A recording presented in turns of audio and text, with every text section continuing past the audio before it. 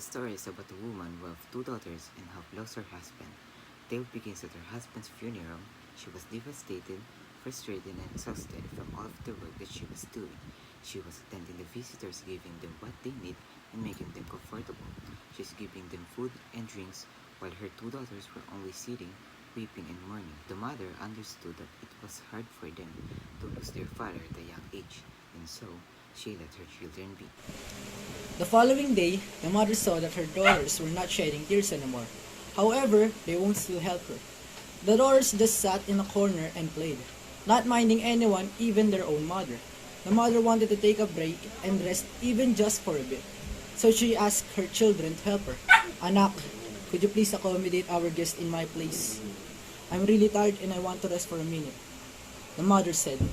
Even though weariness was evident in her face, the daughters refused the request of their mother. Mom, I don't want to. Can't you see po, we're still playing? Her oldest daughter replied. Yes, Mom. Ate is right. Please don't bother us. We're playing Mobile Legends. We'll lose if we leave the game. Her youngest daughter uttered, completely agreeing with her sister. Their mother could only sigh heavily. She had no choice but to continue serving the guests on her own. Days after her husband's funeral, she started looking for a job, but it was not that easy.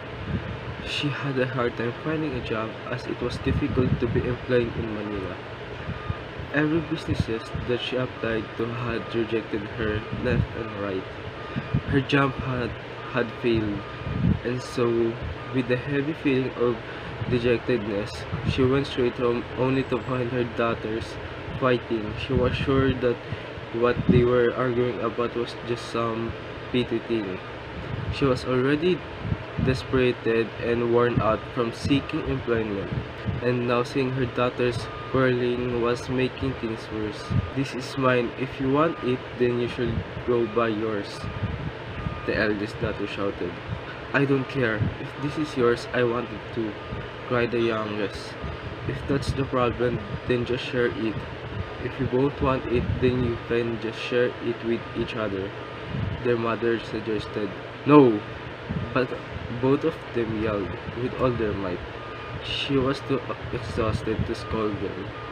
She can feel tiredness taking over her body.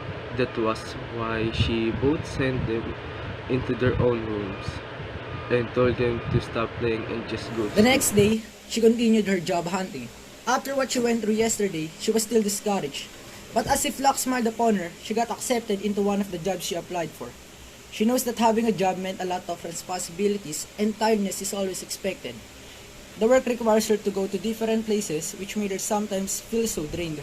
Before leaving the house for work, she told her daughters to do all the chores and cook for dinners since she will go home late. Mga anak, I would be home late today, so you need to cook for our dinner. And also, please don't forget to do the house chores, alright? The mother said. Yes, Mom, the daughters responded simultaneously. Even though they both agreed with their mother, in the end they didn't obey even one of her commands. It was already dark when their mother arrived. She got home later than expected. When she entered the house, she saw that its state was the same as before. Her daughters didn't do anything she asked. They didn't do any chores, neither did they cook for dinner. The mother felt disappointed. More than being annoyed, in her aggravation, she walked out of their house. She can't believe that after a long day from work, she came home to this. She wanted to cry out of frustration. But then, the thought of her next destination in her work thrilled her. It was Mount Uriah. Her employer told her in the phone earlier that week that she needed to go there. She wanted to be at ease, so decided to go to the mountain.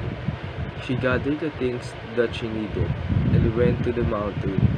She walked up the top of the mountain, trying to find the piece that she wants. She had a hard time going to the top.